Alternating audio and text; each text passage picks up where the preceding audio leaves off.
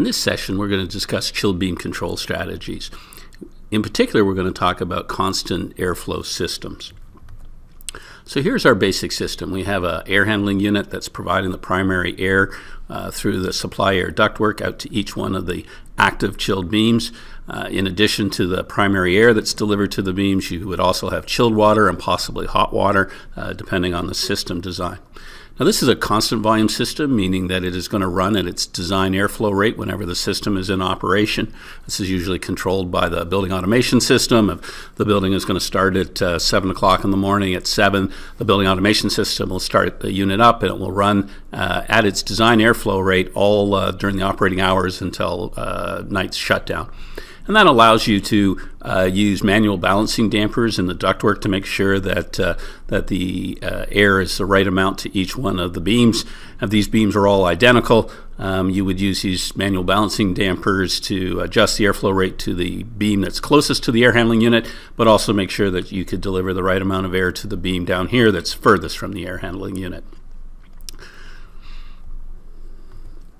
So let's talk a little bit more about the air handling unit itself and its controls. So we said it was a constant volume system, so there's no adjustment to the airflow. That would be done during commissioning, and so unless there's a change in the design of the building, it will be either off or providing a constant airflow. Now, in a lot of chilled beam projects, you have some form of energy recovery unit, and in this case, this is a 100% outside air arrangement. It's very popular, but with an energy recovery device to do as much of the recover as much energy as you can in both the summer and the winter, and so the return air is passing through one way and the outdoor air is being brought into the unit and then heated and cooled and delivered to the space. The unit itself is going to have discharge air temperature control. Its purpose in life is to deliver air at a fixed temperature, so it's often somewhere between 55 and 75 degrees. Again, it depends on the design. There's no right or wrong answer. And so there'll be some form of discharge air temperature sensor that will be controlling the energy recovery to maximize that, but also supplementing the energy recovery with heating and cooling. And because it's a chilled beam system and you typically have hot water and chilled water in the building, these are usually hydronic systems with chilled water and hot water coils in them to do the cooling and the dehumidification. Now, if you're going to be monitoring your humidity, which is very likely, you're also likely to have some form of humidistat in that air, and that may actually come back into the control sequence. In example, if you were doing dehumidification with reheat, you'd need to be monitoring the humidity as well as the temperature to make the right decisions about how to operate the coils. Now, another thing that you'll often see in a unit is that they'll add a recirculating section into the unit. So it's not unusual for a chilled beam system to supply more primary air to the building than the actual outdoor air requirement as per, say, ASHRAE standard 62.1. So in an office space, 62.1 is somewhere around 1.1 to 0.15 CFM a square foot. It's not unusual to see a chilled beam system designed at 0.3 CFM a square foot. So rather than bringing 100% outside air into the building, you may choose to recirculate some air through the some form of mixing box. And if you do this, you're going to need a control sequence that makes sure that you deliver the prescribed amount of outside air. So either some kind of airflow station or some other control technology to make sure that you maintain your minimum outside air requirements to the space during occupied hours.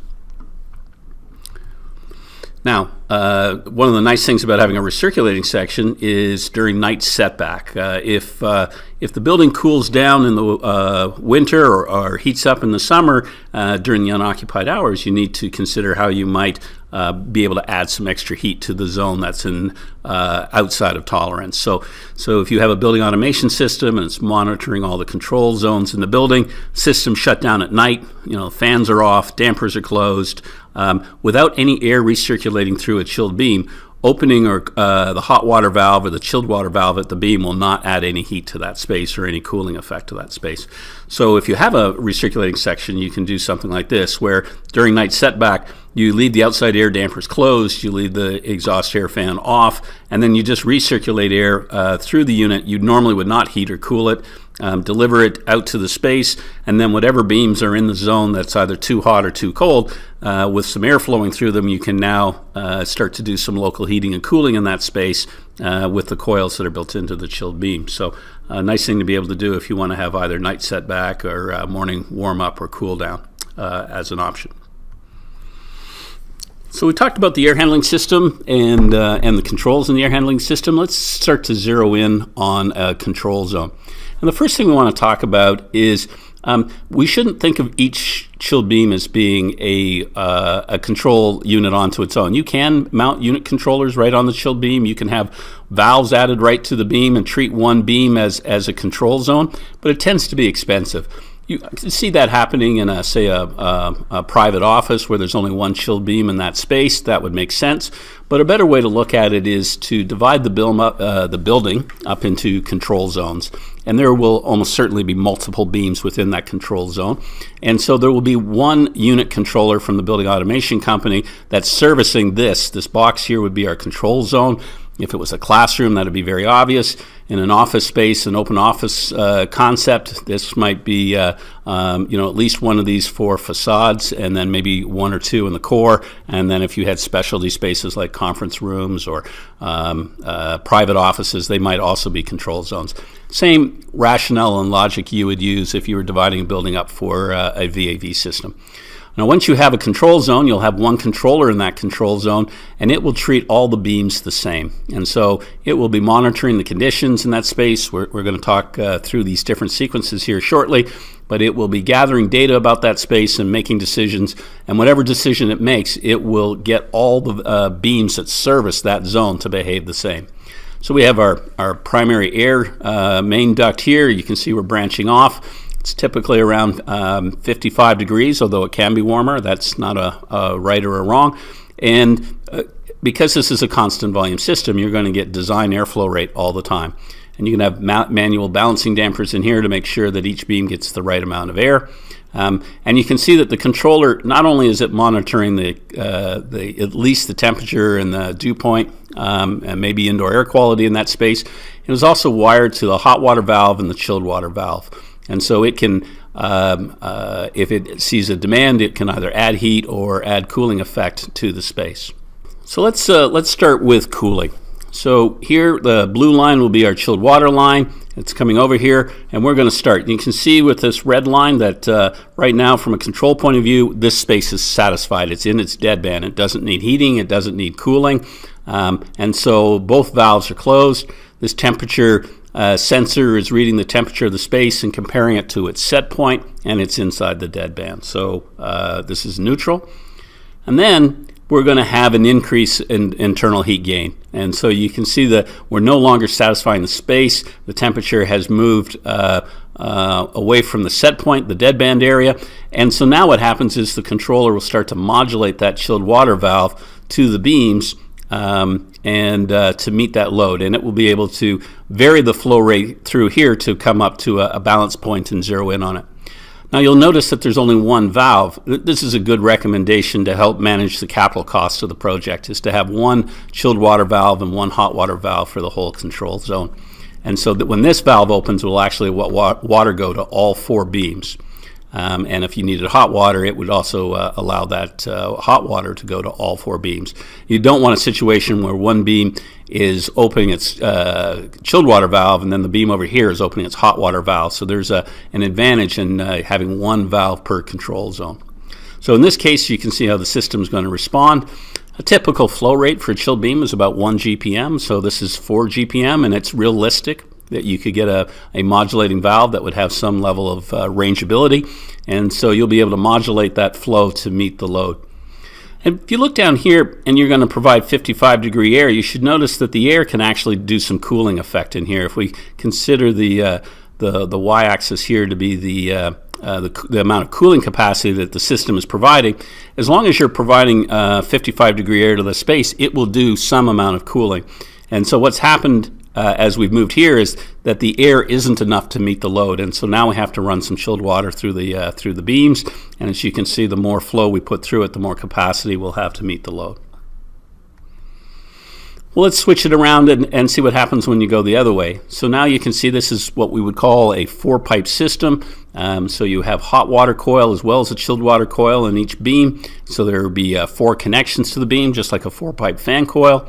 And you can see that we have a hot water valve that the controller can manage. Again, a temperature sensor that is looking at the set point. And now you can see the hot water distribution system providing hot water available to all the chilled beams. And again, there's only going to be one hot water control valve per control zone.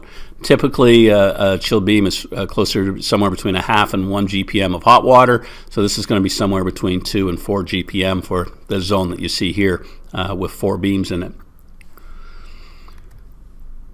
So now let's talk about what happens during the controls. So you can see down here, we are inside in the dead band, so this space is satisfied. It's not hot, it's not cold. The temperature that's being read is basically matching the set point, so the hot water valve would be closed. And then, of course, as the temperature drops in this space, it gets colder outside, or you have less internal heat gain, we're no longer in the set point, we're below set point.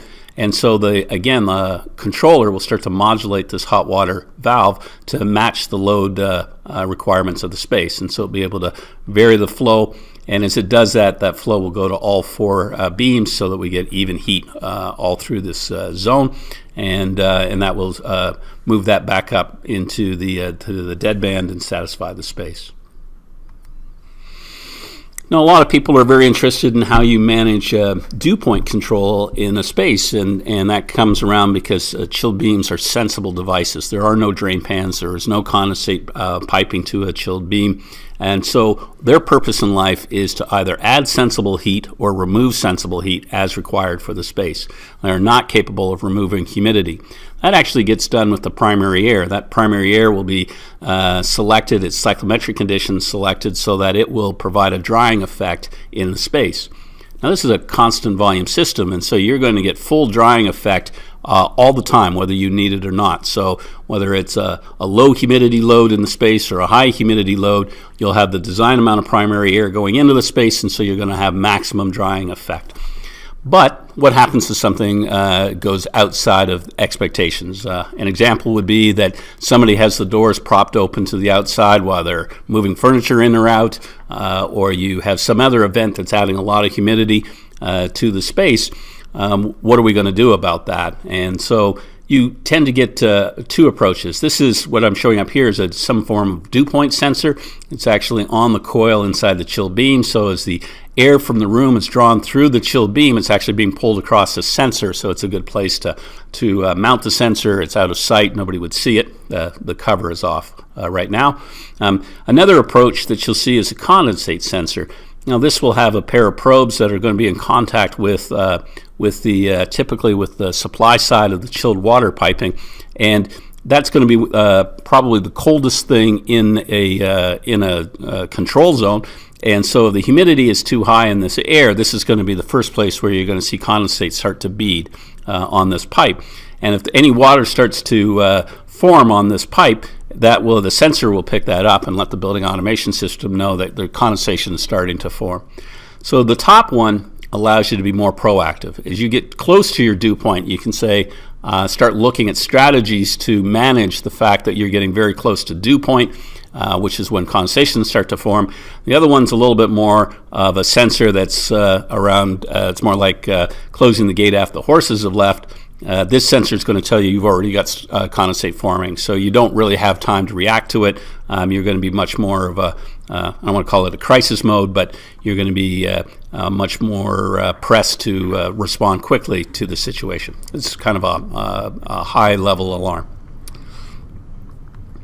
So there's a bunch of different ways you can do things to help manage dew point. So let's talk about a situation right now, and what we're going to do here is what's going on if the space is satisfied in terms of temperature.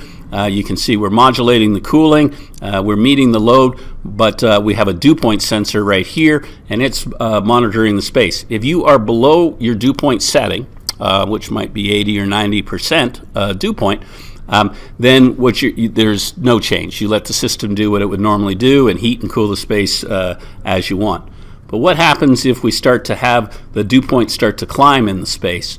And so the most common approach to deal with this thing is to close off the chilled water valve. It's the chilled water that's going to be the coldest thing in the room. It is what would cause the piping to sweat. It's what would cause the coils to sweat. And so the solution is, if something's gone unusually wrong in the space and you sense that, close off the water to this control zone. Now, this will solve the problem about whether or not these beams are going to sweat and start dripping on the floor, but you've also just turned off the air conditioning in a control zone that almost certainly needs air conditioning. So while it's protecting the building, it is not helping the occupants at all. And so it is a good, kind of crisis level backup system, but it is not going to satisfy the occupants of the space very well. So one of the other things you could look at doing would be a boost mode, and that would require some thought about how the air handling system was sized. But if you went back and had a little bit of extra capacity in your primary air handling system so that it could get to 110 or 120% of normal design airflow, you can use your dew point sensor to recognize when you might want to go into boost airflow mode. And so what would happen here is, in the same situation where we have an increase in the dew point and it's starting to get us in trouble, and the dew point sensor is showing that the dew point is being closely approached in the space, then what you do is use that signal to go back to the air handling unit and say, don't operate at design airflow rate, step up to 120% of design airflow, and that will drive air not just into this zone, but every zone that that air handling unit serves. And what that'll do for you is help dry the building out. So there's a couple of reasons that helps you. The first one is, remember that it's the primary air that is the drying source in the building. Its dew point was picked out of the air handling unit based on the design conditions of the building. So the more of that air you get to the space, the faster you're going to dry it out. And the other thing is, it's actually very hard to keep humidity trapped in one zone. I mean, we're only seeing one zone here, but if this was some kind of conference room, or they had open patio doors or allowed some way to get a lot of humidity in the space, that humidity will travel through this zone to the adjacent zones. And so as you open up this air handling system and start to dry out a larger area, it will help you get that humidity out of the building. So you can close this valve off so that you don't run a risk of condensation. Now you've got high humidity. What you want to do is to flush this area with as much air as possible to dry it out. So this will help as a backup plan to help deal with an unusual circumstance. The last one to look at is that we'll talk about is what about resetting the chilled water? The problem with just closing the valve and saying, okay, you can't have any chilled water because we don't want it to sweat, is we've now lost complete temperature control of the space. And so any occupant in the space is going to be dissatisfied very quickly. So a different way to look at doing this thing is to say, hey, we're going to monitor the dew point in the space. And if we start to get close to that dew point, what we're going to do is actually start to raise the chilled water loop temperature. Normally they're designed for around 57 degrees, but as you get closer and closer to dew point, you might reset that chilled water to 58 or 59. You will absolutely give up cooling capacity for all the chilled beams that are hooked to that water loop. That's the downside. The upside is we can keep modulating chilled water into all the zones to help try to manage the cooling effect in here until we can get the primary air to dry the space out. Now, to do that, you really need a dew point sensor as opposed to a condensate sensor. If you have a condensate sensor, you already have a condensation problem by the time that sensor's tripped. A dew point will warn you that you're heading in the wrong direction, that you're getting close to a condensation situation. And so that's why dew point sensors are considered a superior solution. So resetting the chilled water to stay above dew point is a legitimate control sequence to help manage a possible condensation situation. And normally we'd say try to stay 1 degree Fahrenheit above whatever the dew point is of the worst zone in the building. Now, we were talking about using dew point sensors in each one of the control zones. That's just going to end up with a lot of dew point sensors. Another way to do it would be to look at having dew point sensors, let's say typically per floor. And remember what we were talking about earlier, it's actually really hard to keep humidity in one space. So if this was, each one of these was its own office or its own space, if you have a high humidity situation here, that humidity will quickly spread through the space across the whole floor. And so you can get away with having just one sensor per floor and monitor, using your building automation system, monitor the overall dew point of the building floor by floor. Or if you had a large building, you might put a couple of sensors per floor at strategic locations, and use these, that if any one of these things is getting close to the dew point limit, is to use that signal to reset the chilled water. So it's a nice way to be able to do that. And we would suggest that you only reset the chilled water to the loop that's going out to the chilled beams. Don't reset the temperature at the chiller because that would warm the water that's going to be going out to the air handling units, which is right now you need to keep cool so that you can dehumidify the building. So just do the loop that services the chilled beams. So another thing that you'll see commonly done here is, what if you're doing a more residential type space, might be a hotel or a dormitory or a retirement home, someplace that has windows, especially operable windows.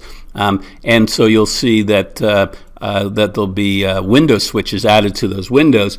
And so instead of having a dew point sensor, you would have a window switch, and the moment that that window is opened, you would turn off the chilled water valve and close it. And that makes sense. That doesn't. It's not a good idea to be running your air conditioning at the same time you're opening your windows. The occupant really needs to choose which way they want to do it. They have the best idea of what's going to make them the most comfortable in the space, and if they want the windows open, that's great. But we're going to shut the air conditioning system down until they close the windows. So the moment that window switch opens, then that would be the signal for the controller to shut off the chilled water valve. And remember that if they close that window, what you're going to get here is very quickly this primary air will dry the space out as it brings in air that's been conditioned and dehumidified, and your chilled water valve will be allowed to operate, and they'll be able to get mechanical air conditioning in the space. So that's a quick rundown about common ways of managing a constant volume chilled beam system, and the most common questions that come up that can be used for doing a control system. Thank you very much.